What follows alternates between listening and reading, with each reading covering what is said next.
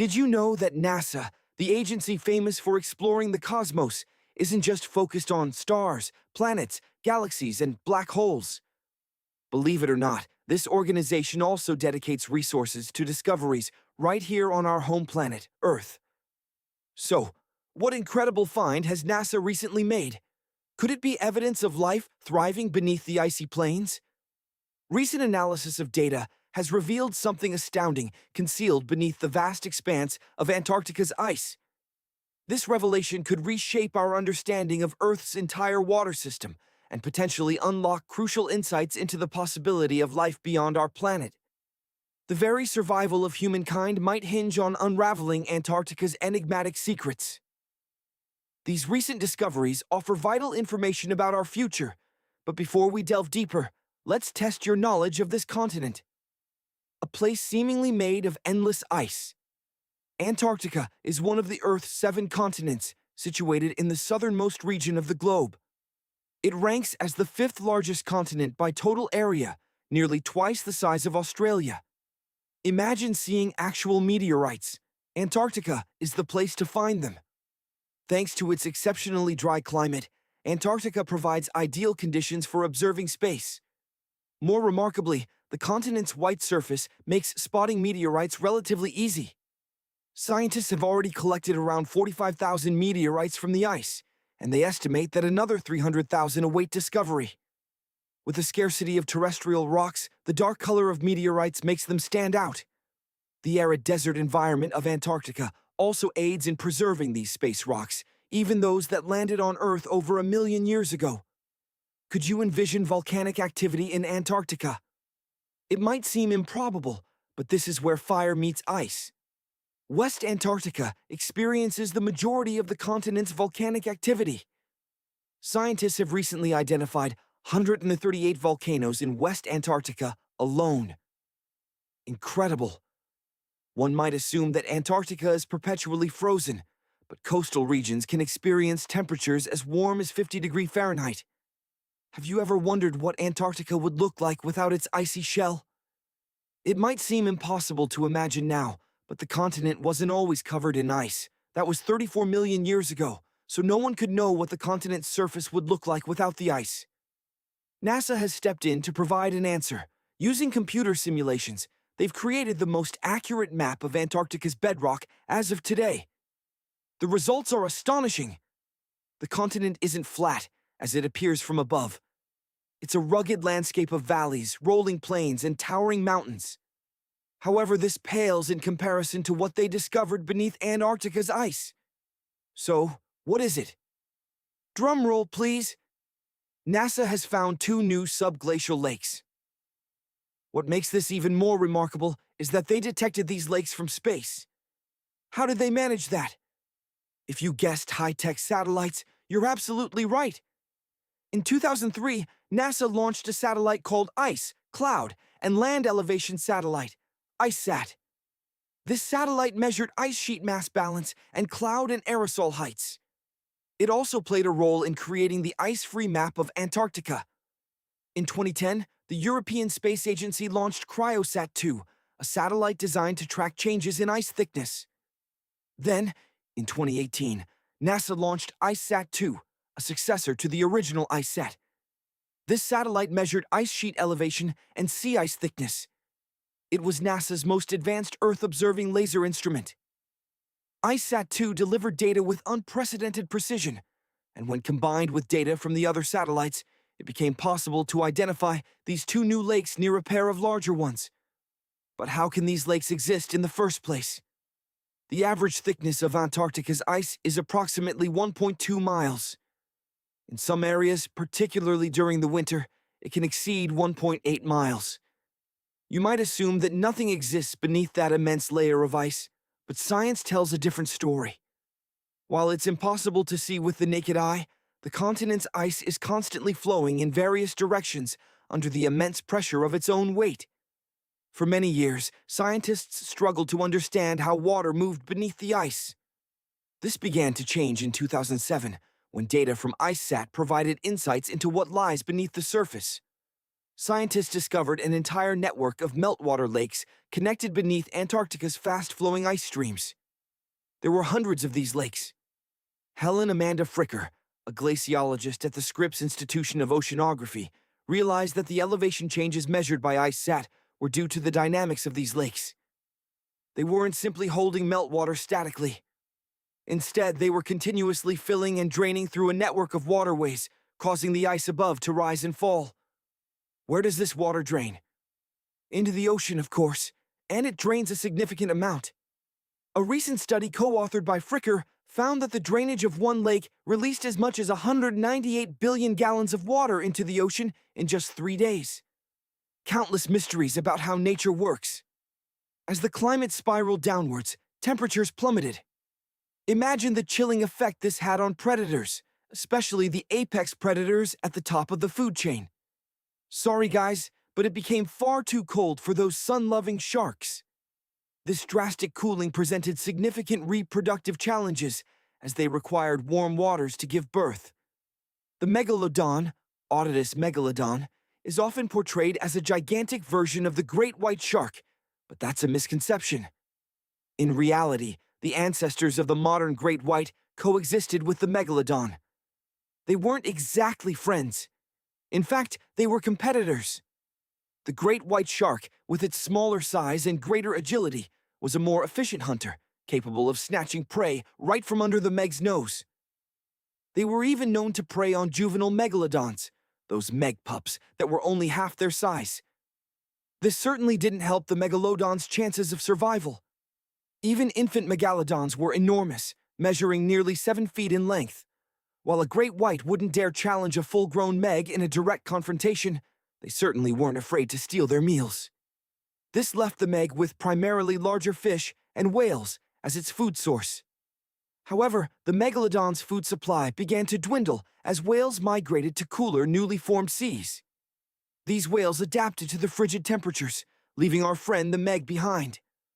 Ultimately, the megalodons either starved to death or were frozen into extinction by the relentless ice age.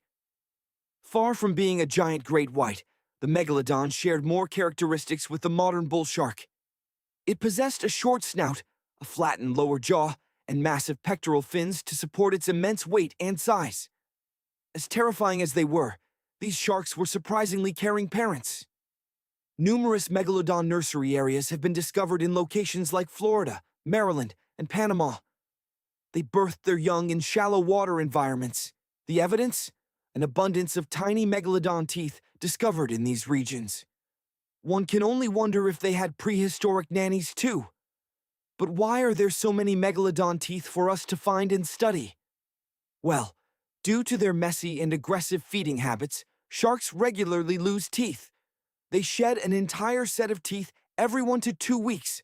That's a staggering 40,000 teeth over their lifetime. They must have been raking it in with the prehistoric tooth fairy. Because of this constant tooth replacement, their teeth were perpetually falling to the ocean floor. Fortunately for us, teeth are the hardest part of a shark's skeleton, explaining why so many have survived and become fossilized. It's understandable that the first discoveries of megalodon teeth baffled early humans. Some believed these massive teeth were petrified tongues of ancient serpent creatures. They were even referred to as tongue stones. Another common misconception is that megalodons coexisted with dinosaurs. While that would have been an incredible sight, dinosaurs had already vanished around 66 million years ago. The oldest megalodon fossil is only about 23 million years old. Pinpointing the exact date is tricky, of course, as they didn't exactly have calendars back then. They went extinct long before humans even evolved. The earliest Homo sapiens, the scientific name for the first humans, emerged approximately 2.5 million years ago. But what if the megalodon shark hadn't gone extinct? Whale populations have dramatically decreased since the megalodon's time, meaning fewer whales for them to devour. Whales have also evolved to be smarter and developed new defensive strategies, making them much harder to hunt. It's estimated that megalodons consumed around 12 tons of food daily. If they were still around and eating that much, they'd be forced to prey on smaller fish, leaving hardly any for us humans. These naughty megalodons would also be capable of tracking fishing boats and stealing their hard-earned catches. It's safe to say we'd see considerably fewer fish in the seafood aisles of your local supermarket. As ocean temperatures continue to rise, these sharks would thrive and reproduce at an accelerated rate. The seas would become increasingly populated with these giant eating machines, further depleting our fish supply. This would also create massive problems for cargo ships and cruise liners.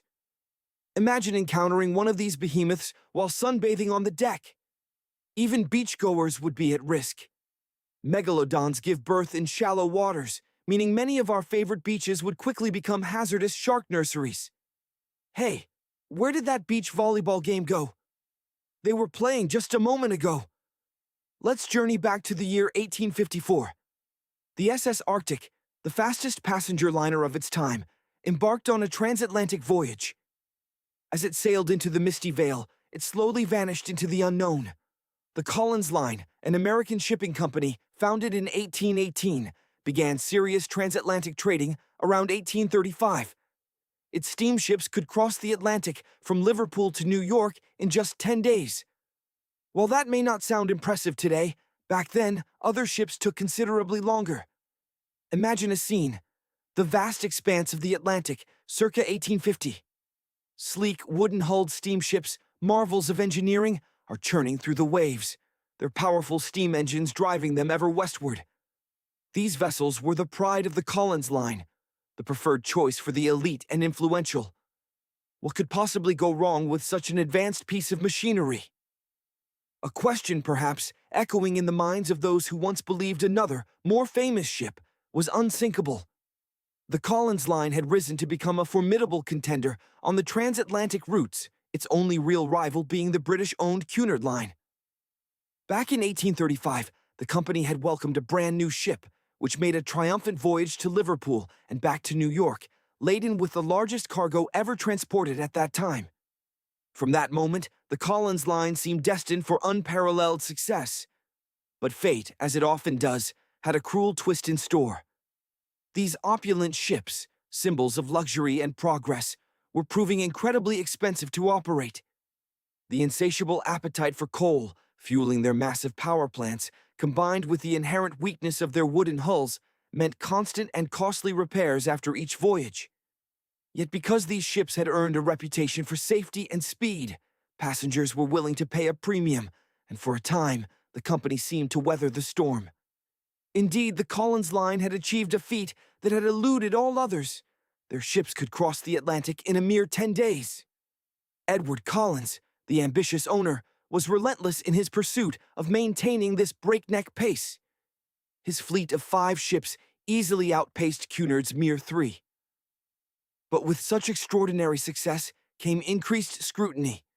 While the Cunard ships were slower, their iron hulls were deemed more durable, and the company believed there was still profit to be made, regardless of their speed. Among the Collins Line's prized vessels was the Arctic, the 3rd ship to be launched, and the largest of them all. Reaching a staggering 284 feet in length, she was powered by 2 side-lever steam engines, each capable of generating 1,000 horsepower. Her paddle wheels churned through the water at a dizzying 16 revolutions per minute at full speed. At the time of her launch, the press hailed her as the most stupendous vessel ever constructed in the United States. But glamour and fame are fleeting and could not avert the tragedy that was about to unfold. On September 27th, the Arctic was steaming from Liverpool to New York, maintaining its customary high speed. A thick fog blanketed the waters. Perhaps after 4 years of record-breaking voyages, the crew had become complacent, their confidence bordering on recklessness. Just 50 miles from Newfoundland, they continued to push through the dense fog, with no radio contact, no sonar, no modern means of detecting hazards. They were equipped only with Morse code, a relic of a bygone era. Simultaneously, a smaller vessel, the SS Vesta, a fishing boat that frequented the waters around Newfoundland, was traversing the same path. In a moment of catastrophic misjudgment, the 2 ships collided. The Vesta struck the Arctic on its side. Initially, the captain of the Arctic, displaying a sense of duty, offered assistance to the seemingly smaller and less damaged Vesta. But it soon became horrifyingly clear that the damage to the Arctic, though appearing minor on the surface, was far more severe beneath the waterline. A gaping hole had been torn in the hull, allowing seawater to flood the ship. The advantage of the faster wooden hull now seemed a fatal flaw. The crew desperately steered towards land, attempting to plug the hole, but their efforts were futile. The icy Atlantic continued to pour in, relentlessly filling the ship and dragging it lower and lower in the water. Finally, the inevitable occurred. The engine room flooded, extinguishing the boilers and silencing the massive engines that had once propelled the Arctic to legendary speeds. The ship drifted to a halt, its fate sealed. The order was given: abandon ship. Tragically, maritime law at the time dictated that the Arctic was only required to carry 6 lifeboats, enough to save a mere 180 souls. With over 400 people on board, a desperate scramble ensued. The crew, along with some of the passengers, fought their way onto the lifeboats, often disregarding the basic principles of decency and prioritizing their own survival. Women and children were left behind in the chaos. It took 4 agonizing hours for the Arctic to succumb to the sea. Of the 150 crew members and 250 passengers on board, those who couldn't find space on a lifeboat made a desperate attempt to construct makeshift rafts from pieces of the disintegrating ship. 2 days later, only 3 lifeboats had reached shore safely. The fate of the other 3 remains a mystery to this day. Miraculously, the rescue party managed to save a few survivors who had clung to wreckage for 2 days, battling the elements and despair. The captain, in an act of selfless courage, went down with the ship, but against all odds, he survived, becoming one of only 85 people to escape the watery grave. When news of the disaster finally reached land 2 weeks later, the public was plunged into mourning. Grief soon turned to outrage, directed at the inadequate safety measures and the conduct of the crew. The press vehemently demanded a change in maritime law, insisting that ships carry enough lifeboats for every person on board. Tragically, these pleas were ignored. This negligence would pave the way for future tragedies. It would take another 60 years and the catastrophic sinking of the Titanic to finally enact laws mandating sufficient lifeboats for all. For Edward Collins, the disaster was a personal tragedy as well. His wife and 2 children were among the lost. Imagine the golden age of ocean liners, a time of fierce competition and unparalleled luxury. Our story begins in this era with the ambitious Edward Collins and his shipping empire, the Collins Line.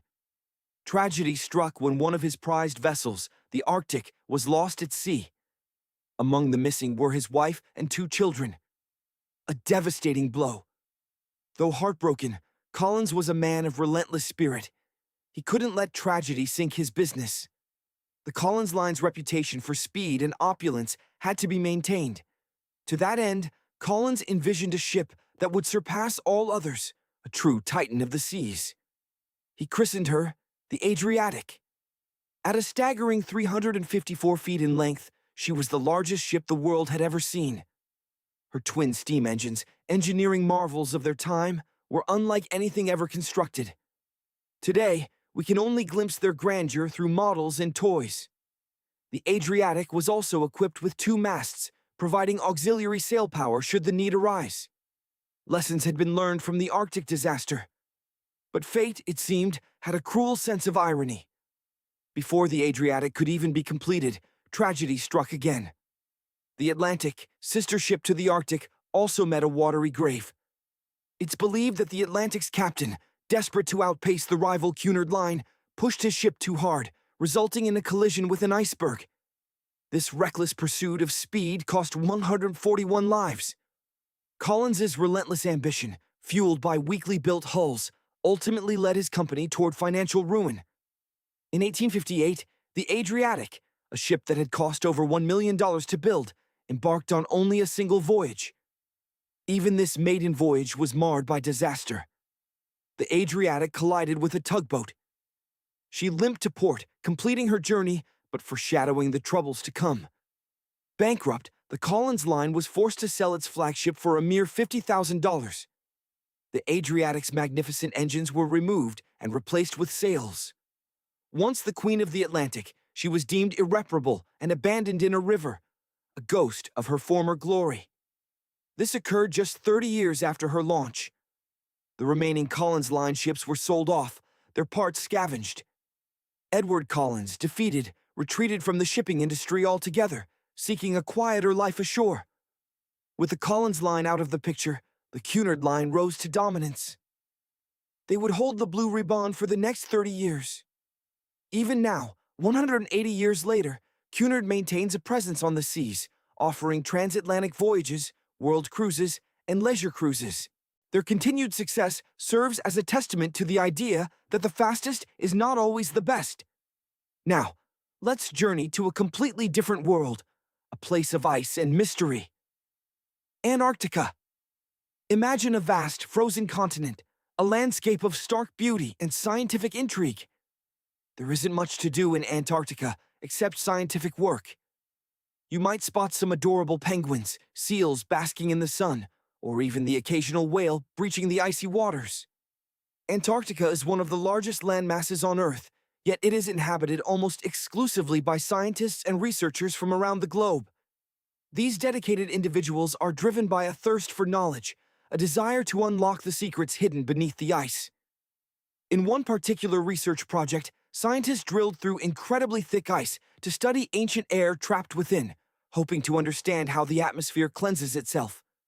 They employed a specialized drill to create a perfectly cylindrical hole, plunging 450 feet below the surface. Some of this ancient ice dates back as far as 800,000 years. It serves as a valuable record of past climates. Think of it like reading tree rings to determine the age and health of a tree, but on a vastly grander scale. After this tremendous effort, the scientists decided to conduct an experiment. They dropped a block of ice down the borehole to observe what would happen. What followed was truly unexpected. The scientists heard a series of strange, otherworldly sounds. Imagine the sensation of being aboard a spaceship, navigating a treacherous asteroid field. The sounds resembled rocks colliding, echoing through the vast emptiness. As the ice plummeted, the pitch shifted dramatically, starting high and descending into a low, resonant thud, almost like a heartbeat. Puzzled by this phenomenon, the scientists repeated the experiment, dropping more ice. Each time, similar sounds emerged, albeit with slight variations. They were unable to determine the source of these sounds or the reason they were being produced. Antarctica is full of surprises. Beneath its icy surface lies a hidden world. Scientists have discovered at least 91 volcanoes and believe more could be lurking, potentially making Antarctica the most volcanically active region on the planet. During their routine scientific work, researchers stumbled upon large cone-shaped formations buried deep beneath the ice. Some of these structures were located as far as 2 miles below the surface. Certain peaks rose over 3,000 feet, stretching dozens of miles across. Yet on the surface, the landscape appeared as flat and featureless as a blank sheet of paper. It's possible that the scientists unknowingly dropped the block of ice into the crater of a volcano. While the discovery of these underground volcanoes was largely accidental, there's a slim chance that the scientists' workstation was situated directly above one. More likely, they chose a location where studying ancient climates was both easier and safer. Here, they collected ice samples and transported them to their labs for further analysis, piecing together the story of Earth's past, one ice core at a time. Imagine finding an insect perfectly preserved in amber, a relic from a prehistoric age when dinosaurs dominated the Earth. But instead of insects, picture scientists meticulously studying ancient dust, air bubbles trapped in ice, sea salts, and even volcanic ash. These are the keys to unlocking the secrets of climates long past.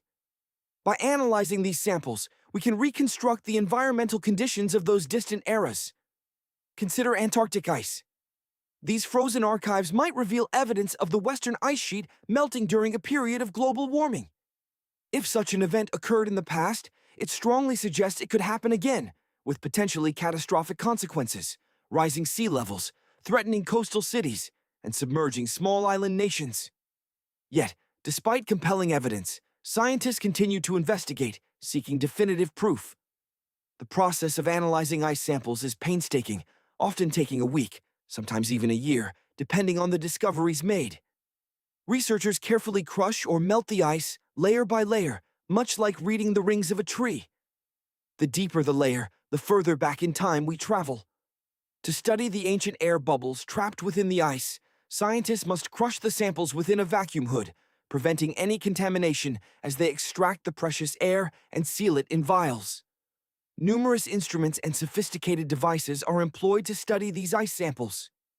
Because of their extreme sensitivity to contamination, every measurement must be conducted in a meticulously clean room. Scientists are required to wear full bodysuits, multiple layers of gloves, and are constantly ventilated to prevent even the slightest trace of human interference. Even a fingerprint, seemingly insignificant, could compromise an entire sample. Researchers meticulously search for patterns, seeking to identify changes in the atmosphere's composition and temperature over millennia. Now, imagine dropping a few blocks of ice deep down a narrow hole. The peculiar sound that results is not random. It's a real-world demonstration of the Doppler effect, the same phenomenon that causes a moving car's horn to sound different depending on whether the car is approaching or receding. The Doppler effect is a change in the perceived frequency of a wave, sound, light, or even water, relative to an observer who is moving in relation to the wave's source. The actual frequency of the sound doesn't change, it simply shifts. In the case of the ice block, as it plummets down the hole, the sound waves travel back up, bouncing off the narrow confines of the drilled shaft, creating that distinctive pew-pew sound. Let's not forget that this ice block traveled 450 feet beneath the surface. But this is nothing compared to the depths humans have reached in other endeavors. Oil ships, for instance, drill holes in the oceanic crust that extend thousands of feet into the Earth. The Kola super-deep borehole in Russia remains the deepest hole ever created by humankind, plunging more than 40,000 feet beneath the surface. It took nearly 2 decades to reach a depth of 7.5 miles. Yet even at that incredible depth, it's only halfway to the Earth's mantle.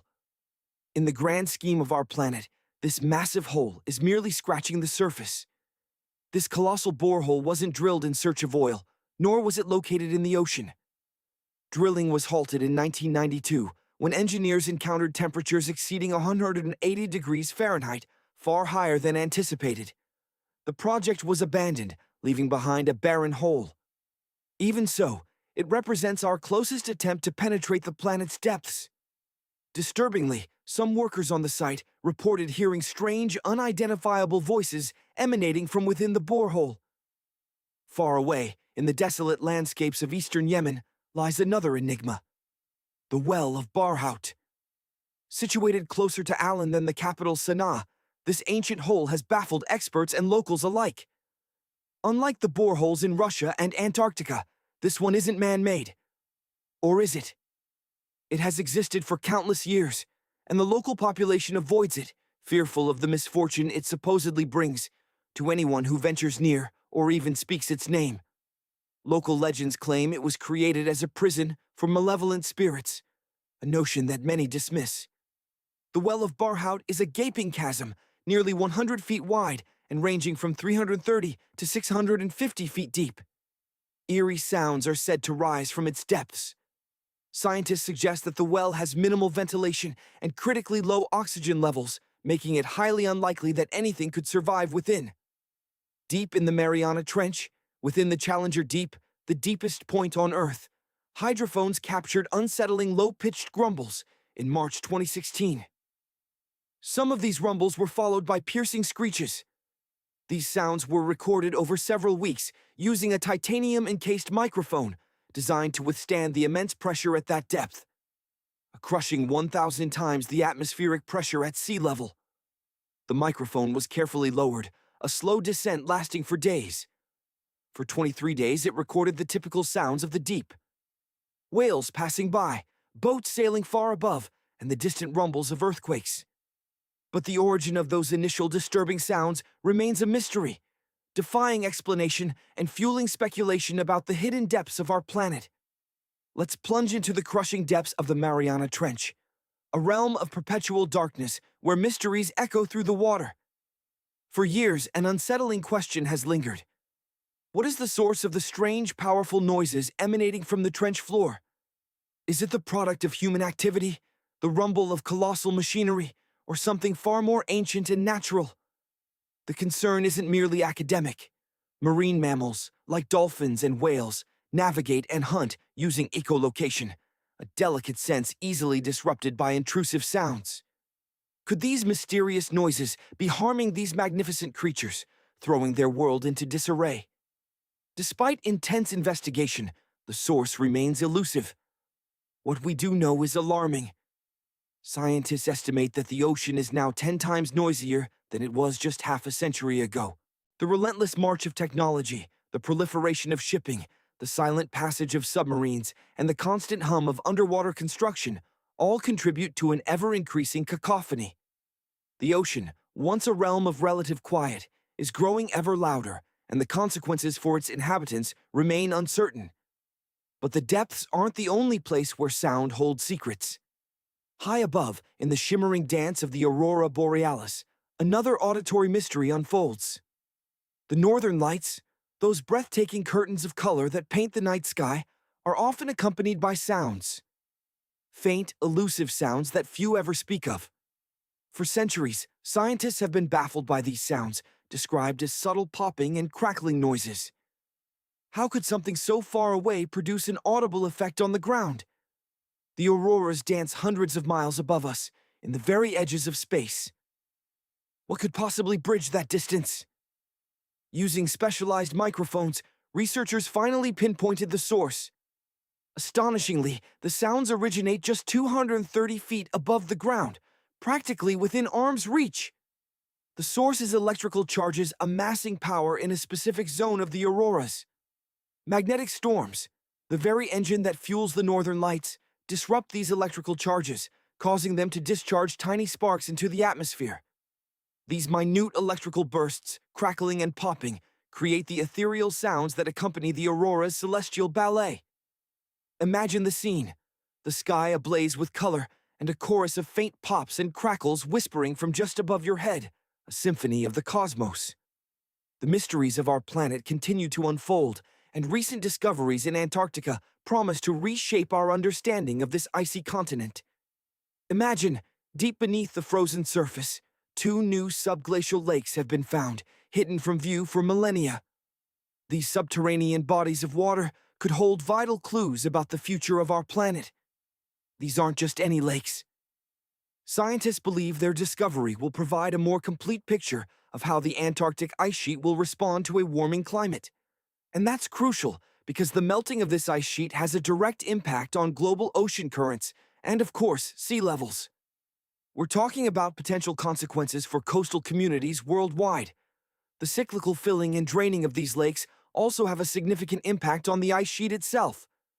Think of it like a giant sponge, constantly absorbing and releasing water. This process creates cracks and fissures in the ice, weakening its structure. By studying these new lakes, researchers hope to gain a better understanding of the damage occurring on the surface and how it influences the speed at which ice slips into the ocean. This, in turn, allows them to evaluate how the influx of fresh water might alter delicate marine ecosystems. But the implications of this discovery go even further. Could these lakes harbor life? The answer could change everything. Scientists drilled through approximately 3,504 feet of ice and found that water samples taken from one of the lakes contained approximately 10,000 bacterial cells per milliliter.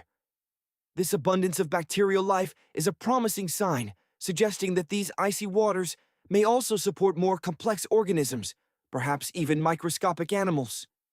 One of these newly discovered lakes might be their hidden home, a miniature world teeming with life beneath a frozen shell. The most exciting prospect is what these lakes might tell us about the potential for life beyond Earth. Scientists theorize that any life existing beneath the frozen surface of Mars might follow similar patterns to those observed in Antarctica's subglacial lakes. Therefore, these hidden ecosystems could provide critical insights into the type of life that may have once thrived on the red planet. It's a thrilling possibility that the secrets of Martian life could be locked away beneath the Antarctic ice. Of course, Venturing into this icy realm is not for the faint of heart. Imagine enduring the lowest temperatures on Earth, while the average low might be around 8 degrees. A record-breaking 135 degrees was recorded in 2010. And the strong, dry winds would make that already brutal cold feel even more intense. The sheer scale of Antarctica is hard to comprehend. The size of the ice surface fluctuates dramatically throughout the year. During the summer months, it covers roughly 1.2 million square miles. But as winter descends, it expands to a staggering 7.3 million square miles. Yet, despite this seasonal change, it remains the largest single mass of ice on our planet. Sorry, Arctic. And what about the inhabitants of this frozen world? While there's no native human population, Antarctica is home to a diverse range of wildlife. Think of those charming penguins as the true locals. 5 different species of penguins, along with seals and killer whales, or Canis orca, have all adapted to thrive in this extreme environment. It's a no-man's land, belonging to no single nation, but these amazing creatures truly own it. Despite the harsh conditions, Antarctica is open to tourists and researchers alike. During the summer months, around 5,000 people reside at research stations scattered across the continent. As winter approaches, that number dwindles to a mere 1,000. Recently, Antarctica has become an increasingly popular destination for adventurous tourists seeking to escape the ordinary. On a sunny day, the scenery is unlike anything else on Earth. But let's be honest, you're more likely to encounter fog, a characteristic that possesses a unique allure of its own. Now, let's journey to a different kind of island, Sable Island. This enchanting smile-shaped strip of land lies 190 miles off the coast of Nova Scotia.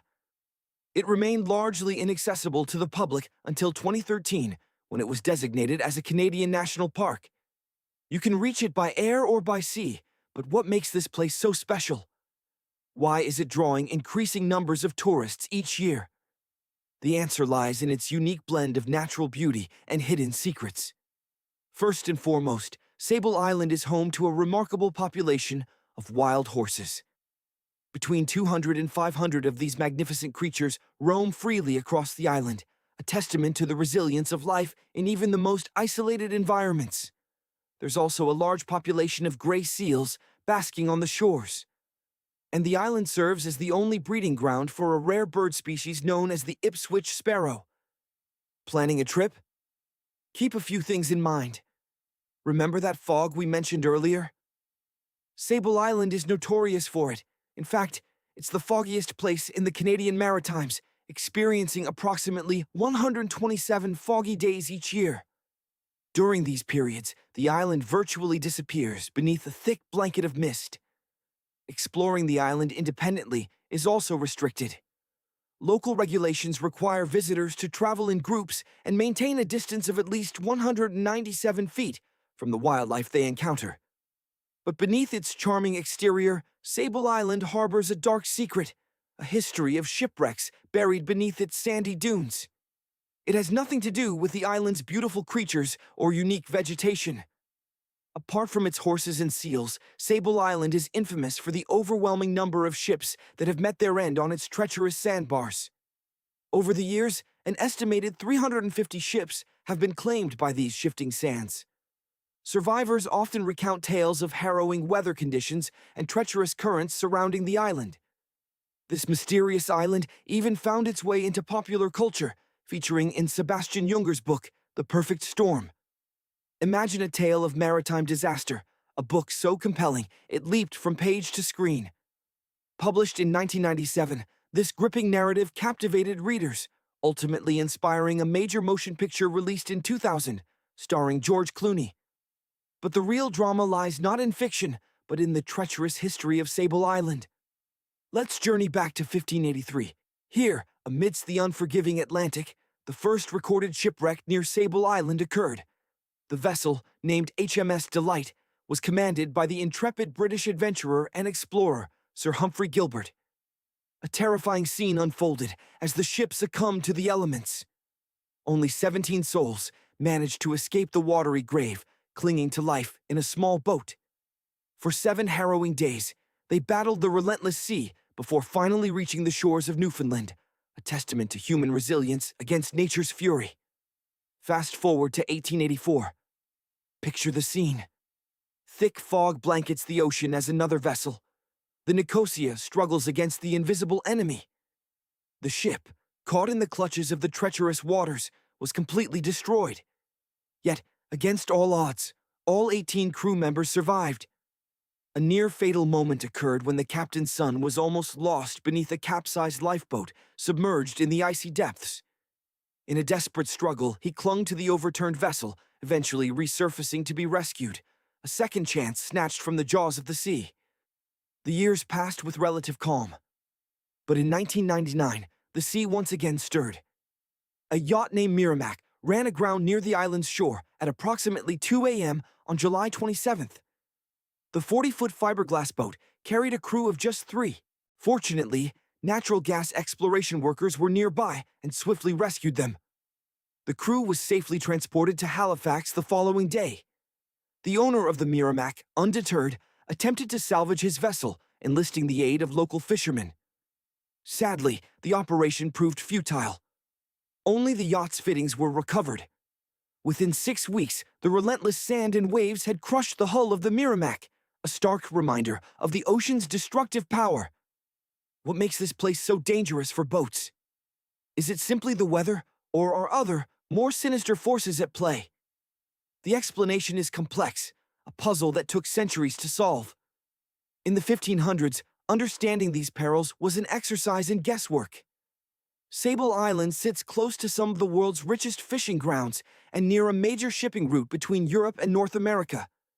Each year, hundreds of vessels sail past it, a constant game of chance against the elements. The likelihood of shipwreck increases exponentially, with so many boats navigating the area. Furthermore, Sable Island lies directly in the path of most storms that churn up the Atlantic coast of North America. It's no wonder boats are so often hurled onto its shores. The weather plays a significant role. During the summer, warm air from the Gulf Stream collides with the cool air of the Labrador Current, creating a dense, impenetrable fog.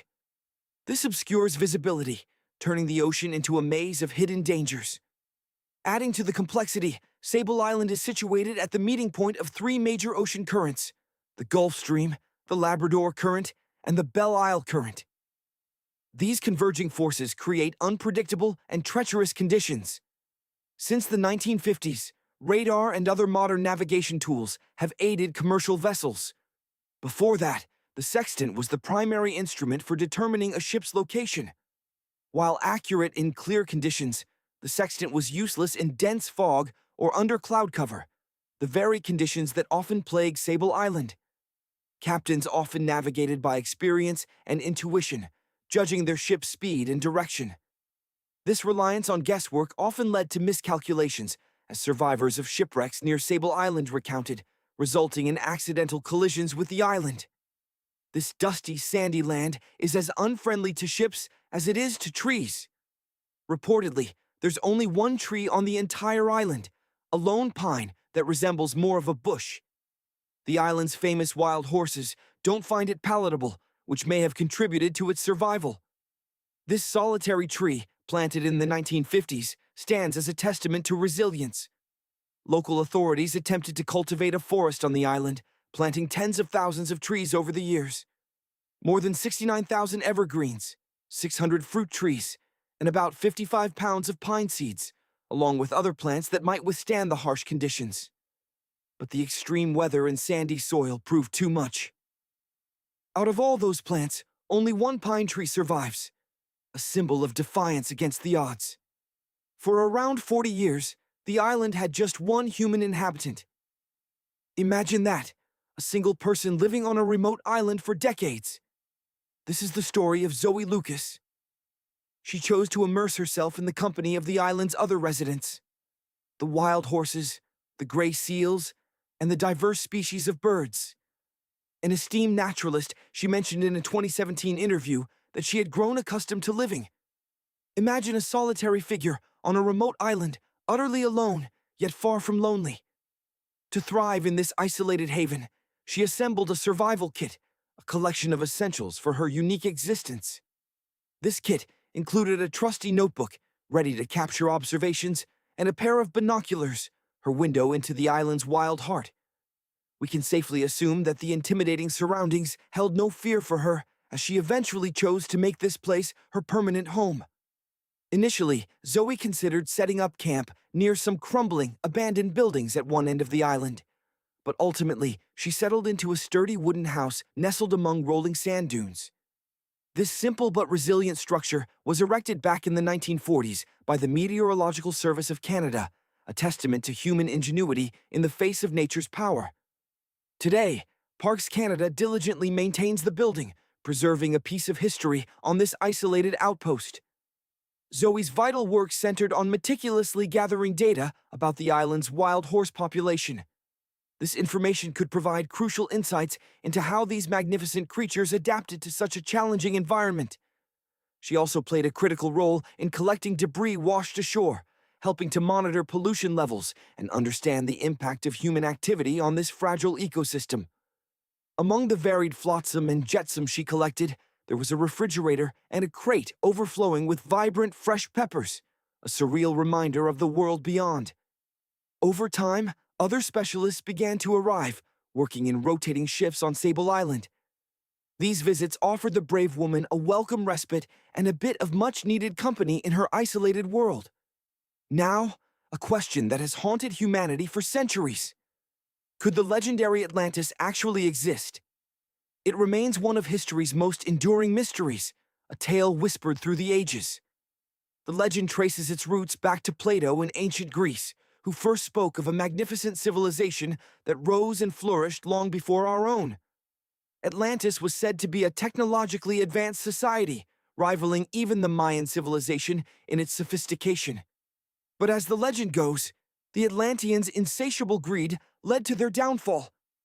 They were punished by the gods with a cataclysmic flood that utterly destroyed their cities, plunging them beneath the waves. Numerous theories have attempted to pinpoint the location of Atlantis. Some believe it lies hidden beneath the Mediterranean Sea, while others claim it rests in the depths of the Bermuda Triangle. However, as science has revealed, the story of Atlantis may be more of an allegory, a cautionary tale about the dangers of unchecked ambition. Today, we embark on a journey to discover real, amazing underwater cities that you may have never heard of. These are not mere myths. They existed, and their ruins still lie beneath the waves. Our first destination is Baia, an ancient city on the coast of Italy, once known as the Las Vegas of the Roman Empire. Baia was a luxurious resort city, a playground for the Roman elite. Imagine a sprawling, opulent spa. That was Baia. Today you can explore this submerged town by scuba diving, getting up close and personal with perfectly preserved Roman sculptures. It's a true underwater wonder. Even from glass-bottom boats, you can glimpse the crumbled temples and buildings, now covered in a layer of moss and marine life. To your left, you'll see a breathtaking collection of classical Greek statues. Swimming down the Via Hercula, you'll arrive at the opulent villas, Italian-style houses, where you can admire the original marble floors, noting the intricate black and white patterns and the astounding shapes they create. Next, we'll venture to Pessinus. Can you make out the collapsing wall structures at the bottom of the seafloor? Look closer, and you'll see well-preserved columns and limestone floors, the ruins of the thermal baths of Lacus. The remaining multicolored mosaics are a sight to behold, their orange, blue, and green tiles still vibrant after centuries underwater. If you get close enough at Pison vi Pila, you'll witness 25 preserved Roman pillars, noticing the arches and the nearby frescoes. The sheer magnitude of this well-kept treasure is awe-inspiring. The city's location above natural volcanic vents provided an abundance of hot springs, used freely by its inhabitants. People flocked to Baia, seeking pleasure and relaxation. And when I say people, I mean some of the greatest Roman emperors we learned about in school. Nero, Cicero, Caesar. But around the 8th century, the city was sacked, and the once luxurious town was abandoned. Slowly, inexorably, the water level rose, and the city began to drown, succumbing to the relentless power of the sea. Now, let's shift our focus to the coast of Greece, 4 hours outside of Athens on the Peloponnese Peninsula. Imagine yourself on a summer vacation in Petri. You dust off your snorkel and head out for a free dive on a bright sunny day. As you descend about 13 feet below the surface, you begin to notice peculiar patterns on the seabed. Slowly, the outlines of familiar objects begin to appear, one by one. As you continue swimming, what appears to be the outline of an entire city emerges before your very eyes. How could water have swallowed an entire city? Rocks are perfectly aligned, forming what appears to be the foundation of a building. Nicholas Fleming, a British oceanographer vacationing in Greece, made the groundbreaking discovery of Petri. He meticulously documented the seafloor artifacts. His team found the site littered with pots, storage vessels, and tools. A quirin stone, for instance, a tool used for grinding grains into flour, was among the finds. The multiple eras represented by these artifacts indicate that this settlement dates back to the Bronze Age, a staggering 5,400 years ago, when humans first began living in towns. It is believed that the settlement thrived for over 2,400 years. Petri. Imagine diving into the ocean, searching for remnants of civilizations swallowed by the waves. Today, we explore the oldest submerged town ever discovered, a bustling port city lost to time. This wasn't a simple village. This was a vibrant hub with meticulously crafted stone buildings, a thriving marketplace, intricate streets, and expansive public squares. Prepare to be amazed as we continue our underwater exploration, seeking the secrets hidden within these submerged metropolises. Now, picture yourself diving off the coast of Yonaguni Island. The Pacific waters surge around you, a powerful current pulling you towards the inky depths. Suddenly, a colossal structure looms into view. Bathed in the sunlight filtering through the water, it initially resembles the majestic ruins of Machu Picchu, perched high in the Peruvian Andes. As you draw closer, its true form emerges. A pyramid-shaped monument, complete with arches and staircases. This could easily have been a palace, castle, or a temple of a forgotten god. Could this be another sign of a lost civilization? What you are witnessing is the Yonaguni Monument, also known as Japan's Atlantis. This immense structure stretches across an area equivalent to 5 football fields and rises to the height of a 5-story building. Perhaps its most remarkable feature is its series of expansive terraces, seemingly designed for large gatherings. Explorers and scientists estimate that Yonaguni dates back 10,000 years, but its origin remains shrouded in mystery. Is it a man-made marvel or a product of natural forces? The debate rages on. For Japanese marine geologist Professor Masaki Kimura, Yonaguni is undoubtedly the legacy of a lost civilization. Kimura has dedicated over a decade to exploring the ruins, diving over 100 times. He points to clear evidence of human craftsmanship. A triangular pool, carved into the monument's surface, features a concave shape, a historical symbol for water fountains in the region. A colossal turtle, meticulously carved into the eastern face of the structure, further supports this theory. According to Kimura, turtles held profound cultural significance for the people who once lived here. Furthermore, numerous stone tools, estimated to be 10,000 years old, have been recovered from the site. However, not all scientists share Kimura's conviction. Many believe that Yonaguni is the result of millennia of relentless erosion. The monument's composition, a single massive rock formation, leads them to argue against human intervention. The sharp edges and flat surfaces, they say, are reminiscent of natural formations like the Giant's Causeway in Northern Ireland. Here, interlocking basalt columns create the illusion of a ruined palace, yet they are the product of ancient volcanic activity. The mystery of Yonaguni endures. Now, let's journey onward to another underwater marvel, a city that has become an archaeological park, Port Royal, Jamaica. Today, Port Royal exists only beneath the waves, but in 1692, it was one of the wealthiest cities in the Western Hemisphere. A vital trade hub and the center of British power in the region, Port Royal attracted people from all corners of the globe. It was also infamous as a haven for real-life pirates of the Caribbean. But on the morning of June 7, 1692, Port Royal met a cataclysmic end. The bars and restaurants, usually buzzing with life, were violently shaken. People were thrown from their beds as a massive earthquake, estimated at 7.5 on the Richter scale, ripped through the city. One survivor recounted seeing the earth open up, swallowing the town hall whole. His account rings true, as Port Royal was largely built on unstable sand. The ground liquefied, consuming buildings, roads, and everyone caught above. Geysers of water erupted from the earth, followed by colossal waves, some as high as 10-story buildings, crashing into the city. Approximately 33 acres of Port Royal vanished beneath the waves. Astonishingly, much of the 17th century city remains remarkably well preserved under 40 feet of water.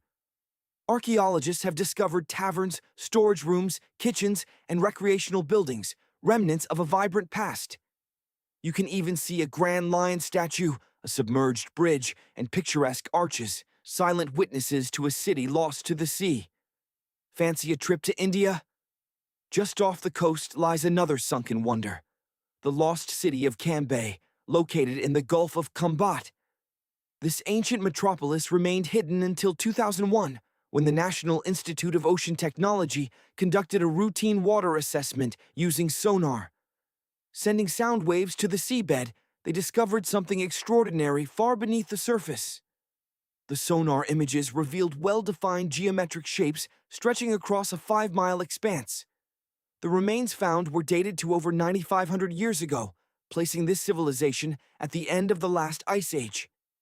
Debris recovered from the site included construction materials, pottery shards, beads, sculptures, and even bones. Scientists continue to debate the origin of these artifacts, questioning whether they truly belong to the site.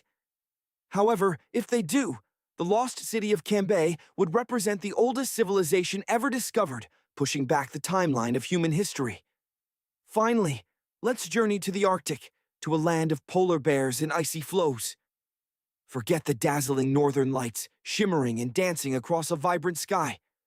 Today, we're not headed to Iceland or Norway. Sorry to disappoint, but you won't find hordes of tourists flocking to Antarctica anytime soon. Why? Let's plunge into the icy depths and discover the secrets of this forbidden continent. First things first. Where exactly is Antarctica? Picture the bottom of the world. There, in the southern hemisphere, nestled around the South Pole, lies this vast, frozen land. The Southern Ocean, a relentless and icy expanse, encircles it, and most of the continent itself, buried beneath a colossal kilometers-thick blanket of ice. This makes Antarctica one of the most isolated and brutally cold places our planet has to offer. Now, have you ever met someone who's actually been to Antarctica? Probably not. It's among the least visited destinations on Earth. Only a fortunate scattering of explorers has ever laid eyes on its interior, a landscape dominated by immense glaciers and seemingly endless ice fields. But believe me, the wildlife and the sheer raw scenery are absolutely otherworldly. So, why the reluctance to throw on your parka and book a flight? Well, for starters, the Antarctic environment is incredibly delicate, a fragile ecosystem easily scarred by human activity. Furthermore, unlike virtually every other landmass, Antarctica has no indigenous human population. A visit there is essentially a journey to an uninhabited island, albeit one the size of a continent. And let's not ignore the elephant in the room, the cost. A trip to Antarctica is one of the most expensive vacations imaginable. Despite all this, Antarctica isn't exactly Fort Knox. It's not guarded by armed patrols or impenetrable fences.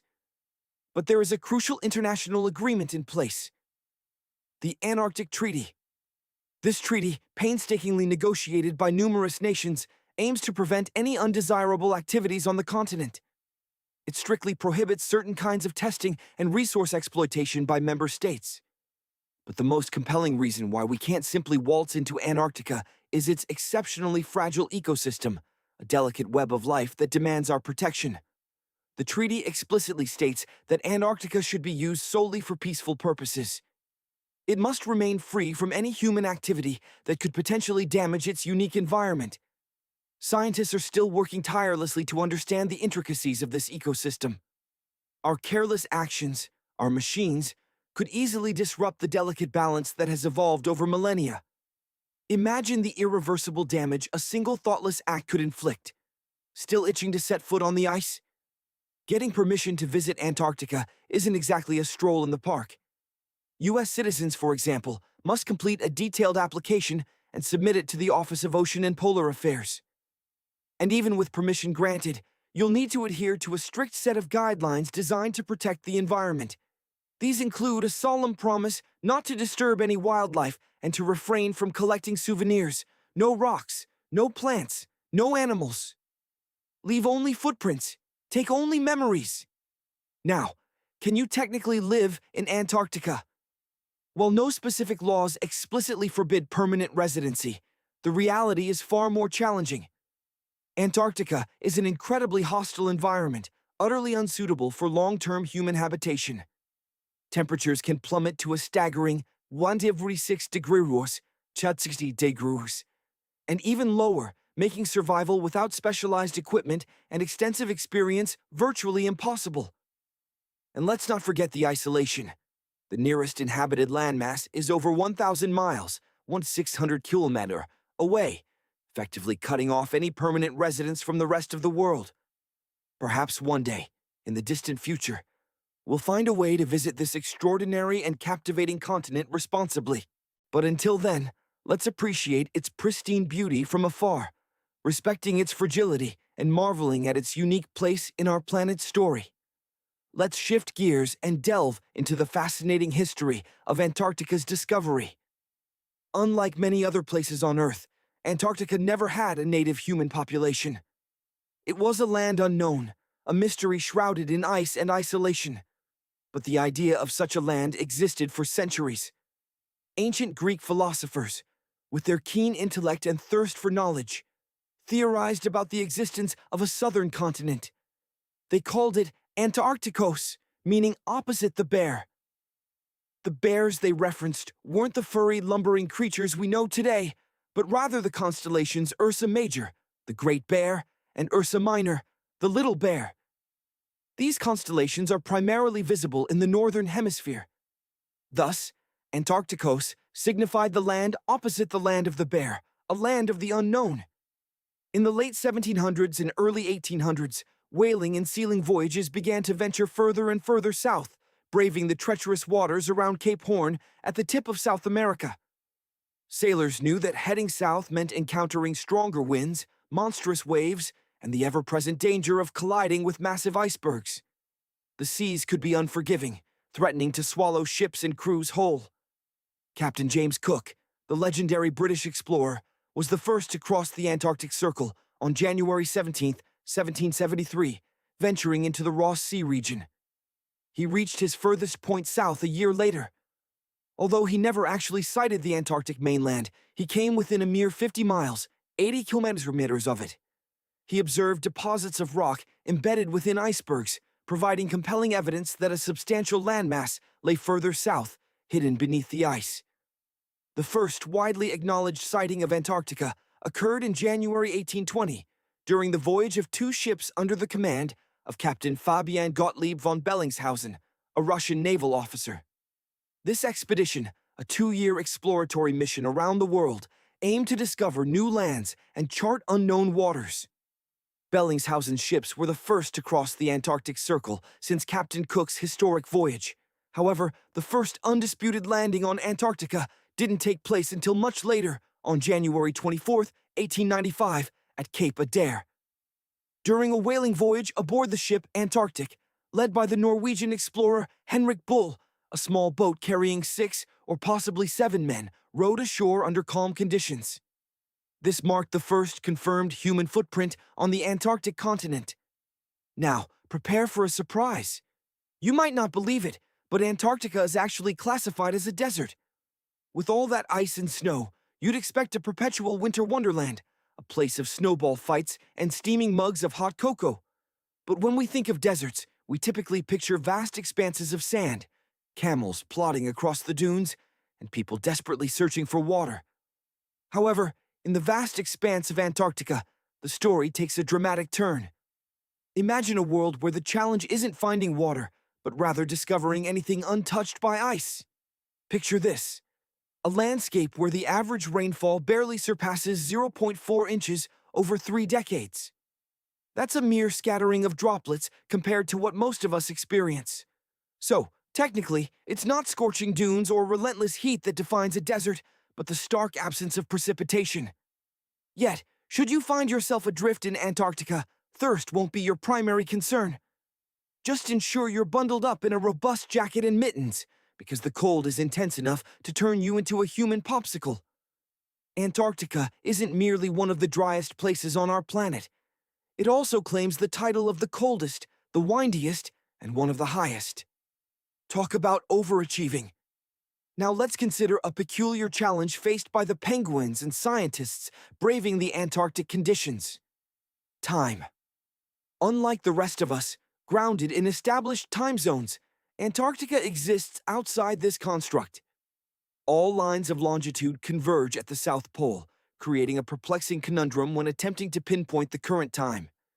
You might wonder how researchers and scientists manage to keep track of time down there.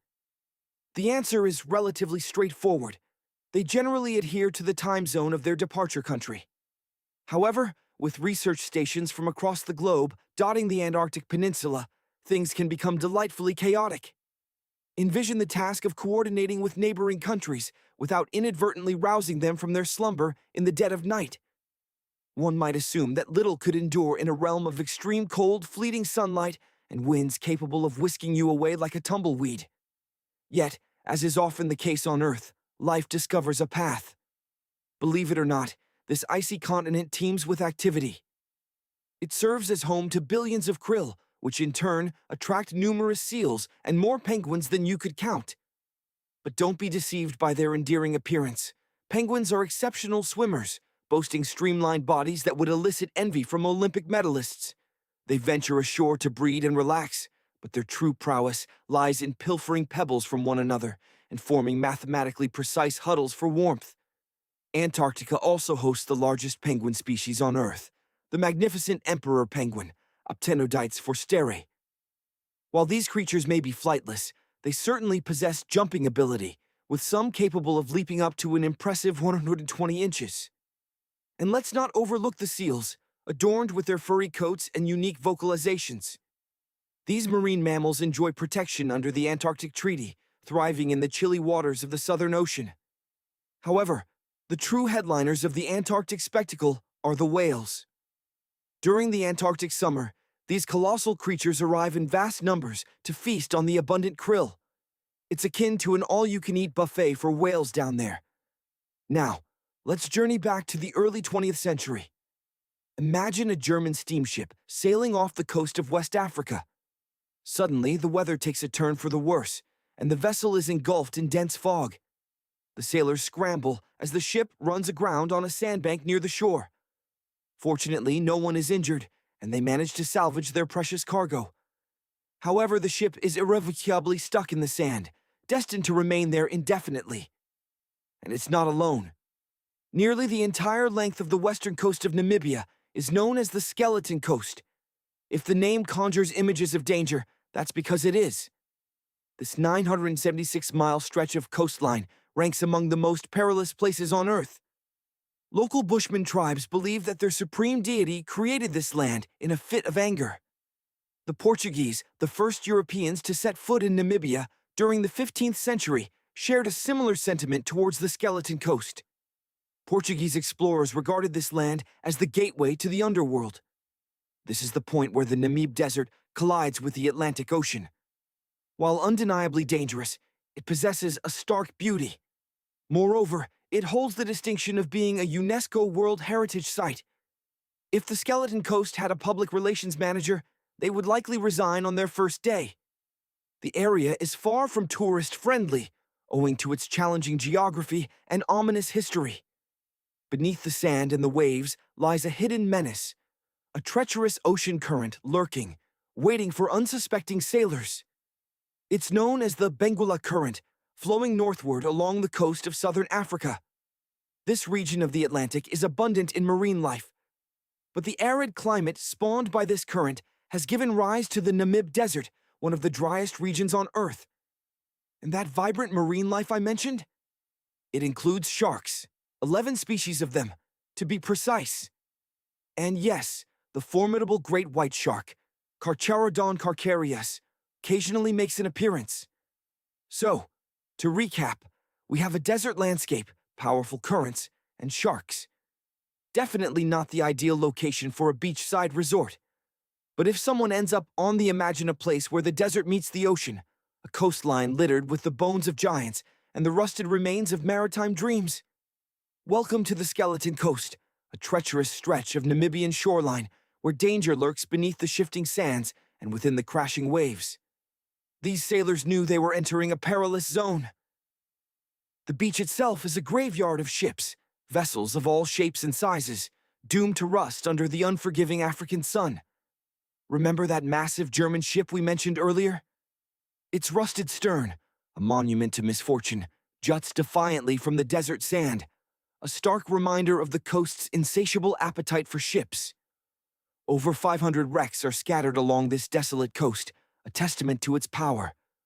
From centuries-old Portuguese galleons to modern vessels that met their fate in the 21st century, the Skeleton Coast claims them all. Consider the modern fishing ship, the Za India, which slipped its tow rope in 2008 and found itself stranded on these unforgiving shores. Perhaps it's better to become a tourist attraction than to be broken down for scrap metal. This was the fate that awaited the poor trawler. But the Skeleton Coast's most famous resident is undoubtedly the wreck of the Dunedin Star. This British cargo liner ran aground in 1942, leading to a massive rescue operation that highlights the extreme dangers of this coastline. While rescuers managed to save the crew and passengers, they paid a heavy price. An aircraft and a tugboat were lost in the process. It took the last of the rescuers 2 full months to return to Cape Town. Why? Take a look at the map. It's an endless sea of yellow, sand. Roads are scarce, making the Skeleton Coast incredibly difficult to reach by land. And the skeletons in the name refer not only to ships. Animal bones are scattered across the landscape, the remains of whales and seals that succumbed to the harsh environment. Yet, life persists.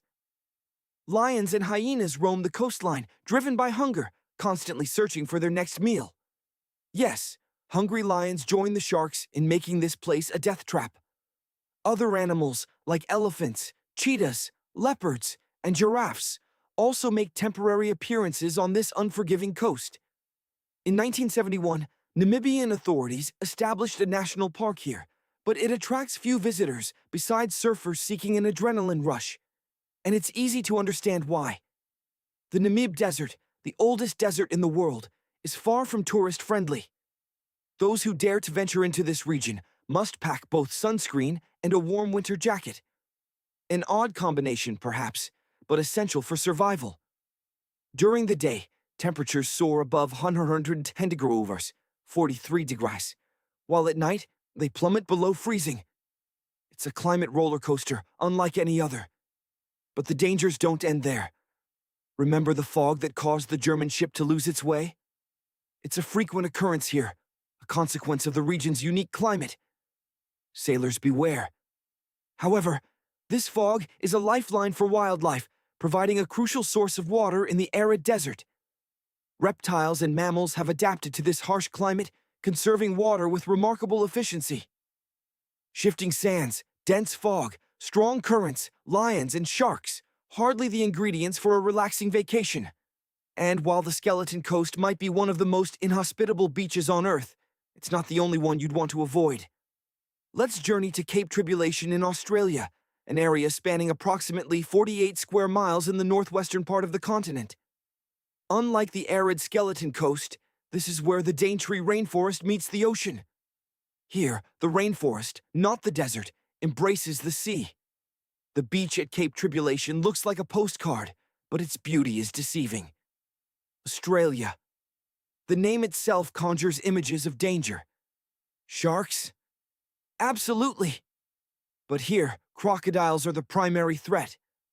Saltwater crocodiles, affectionately known as salties by the locals, lurk in the waters, ready to snatch unsuspecting swimmers. A cute nickname for such a deadly reptile. But the crocodiles aren't the only creatures with a grudge against visitors.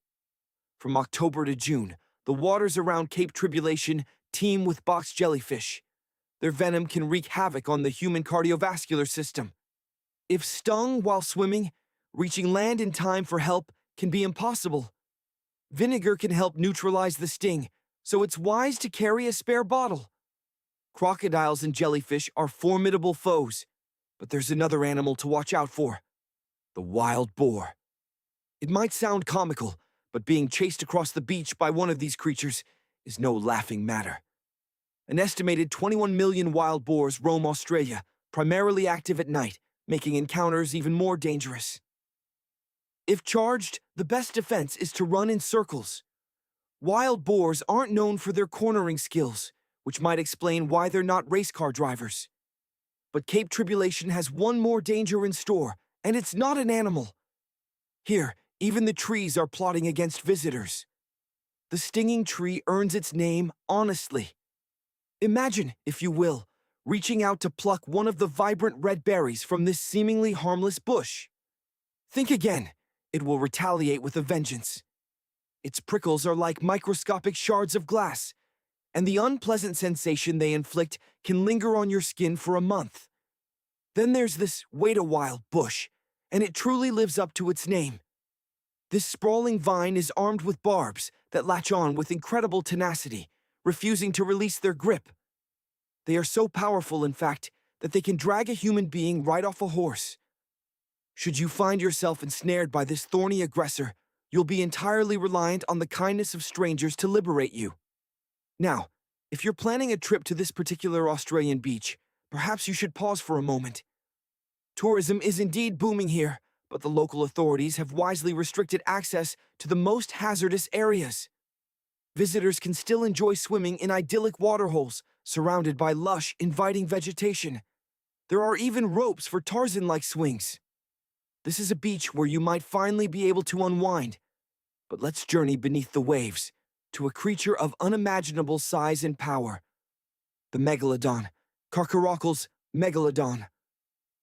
This wasn't just a large shark, it was the largest shark ever to exist, one of the biggest fish, and the most formidable predator in Earth's history. These titans of the deep reached staggering lengths of up to 70 feet, more than 3 times the length of the largest great white shark ever recorded. Female megalodons were often twice the size of their male counterparts. The megalodon could have swallowed a small car whole without even feeling it touch its teeth. And those teeth, they could grow to over 7 inches long. We're going to need a bigger boat indeed, and it better be reinforced with steel plating because this shark could easily chew its way through ordinary ships. This underwater terror could bite a ship clean in half, wielding the highest bite force ever calculated for any animal, living or extinct. The force of its bite reached an astonishing 40,000 pounds. That's roughly 8,000 times the strength of a human bite, and 10 times the power of a modern crocodile's snap.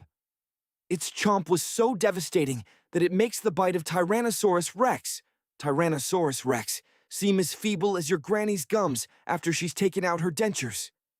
In fact, the megalodon was so immense and powerful that it had no natural predators. It reigned supreme as the uncrowned king of the seas, swimming freely from ocean to ocean. This cosmopolitan creature was found all over the world, from the coasts of America to Europe, Australia to Japan, assuming such countries existed in recognizable form back then.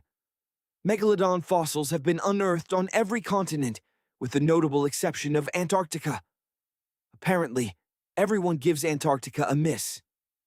Science tells us that the megalodon vanished from our oceans over 3.6 million years ago. But could it still be lurking in the deepest unexplored trenches of the sea?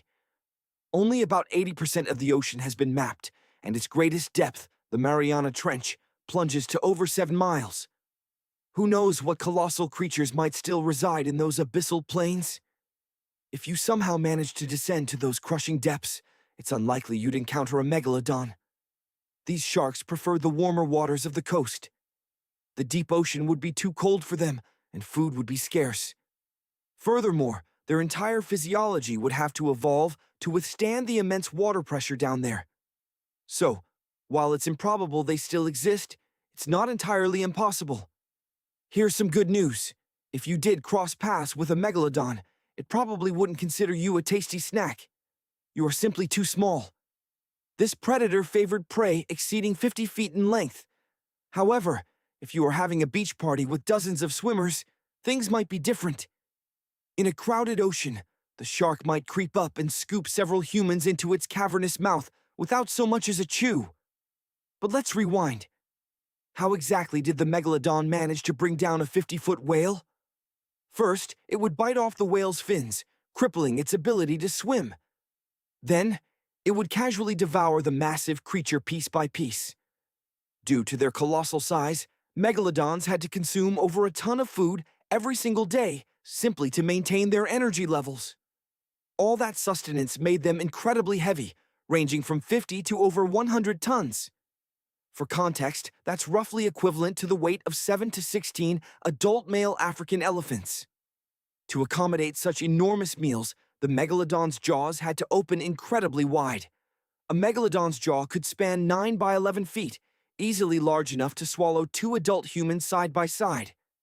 The fearsome name megalodon derives from 2 Greek words: mega, meaning big, and odont, meaning tooth. Combined, they translate to big tooth, and the shark certainly lived up to its name. A single one of its teeth was the same size as a human head. It possessed a total of 276 humongous teeth, arranged in 5 terrifying rows. Throughout all of history, only a couple of saber-toothed cats and Tyrannosaurus rex had consistently larger teeth. Now that's a showdown worth watching. The megalodon vanished millions of years ago, leaving behind only colossal teeth to be discovered by modern paleontologists. They literally disappeared, leaving very few traces. Scientists hypothesize that over time, sea levels dropped and ocean temperatures plummeted rapidly. As the oceans cooled, over a third of all marine life was wiped out. The animals at the bottom of the food chain,